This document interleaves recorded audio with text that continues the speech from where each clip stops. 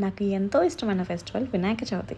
ఎందుకంటే ప్రతి పండక్కి మనం మన ఇంట్లో ఉన్న దేవుళ్ళని ఆ పూజ ప్రాసెస్ బట్టి పూజిస్తాం. బట్ ఓన్లీ వినాయక చవితికి మాత్రమే మన ఇంట్లో ఉన్న వినాయకుడితో పాటు ఐదర్ మనం ఇంకో వినాయకుడిని ఇంట్లో తయారు చేస్తాం ఆర్ ఎల్స్ బయట నుంచి తెచ్చుకుంటాం.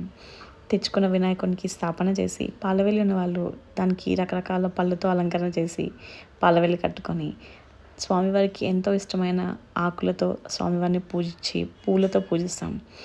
అదే కాకుండా స్వామివారికి ఎంతో ఇష్టమైన నైవేద్యాలు చేసి పెడతాం. ప్రతి పండగకి నైవేద్యాలు అంటే పులిహోర, దద్దోజనం, గారెలు, బూరెలు చేస్తాం.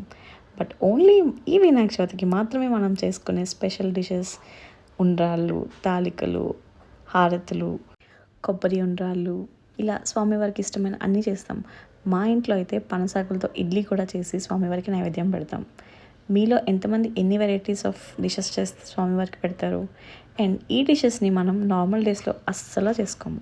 ఓన్లీ వినాయక చవితికి మాత్రమే చేస్తాం. ఇళ్ళలోనే కాదు, నేను షాప్స్లో కూడా పెద్ద పెద్ద స్వీట్ షాప్స్లో కూడా అబ్జర్వ్ చేశాను.